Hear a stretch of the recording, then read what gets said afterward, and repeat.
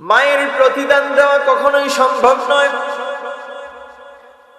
হাদিস শরীফের মধ্যে এসেছে, জৈনক ব্যক্তি আল্লাহর হাবিব মুহাম্মদ সাল্লাল্লাহু আলাইহি ওয়াসাল্লামের কাছে এসে বলল, ইয়া রাসূলুল্লাহ, ইয়া হাবিবাল্লাহ, আমার মাতা অতি বার্ধক্যে উপনীত হয়েছেন। ইয়া রাসূলুল্লাহ, আমি নিজ হাতে আমার মাতাকে আমি আহার করাই, আমি নিজ হাত দিয়ে প্রস্রাব পায়খানা পরিষ্কার করি, আমি নিজে মায়ের সব খিদমত করি, সব কিছু আমি করি। ইয়া রাসূলুল্লাহ, ইয়া হাবিবাল্লাহ, আমি কি আমার মায়ের ঋণ শোধ করতে পেরেছি নাকি?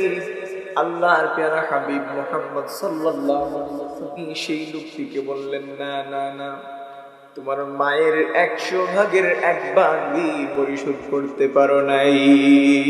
সুবহানাল্লাহ বলেন।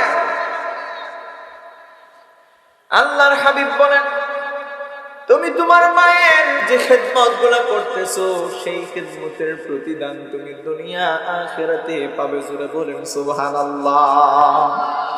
আমার প্রিয় ভাইরা, এই জন্য মা বাবার খেদমত যত বেশি করে করবেন তত বেশি আল্লাহ রাব্বুল আলামিন আপনার প্রতি খুশি হবেন।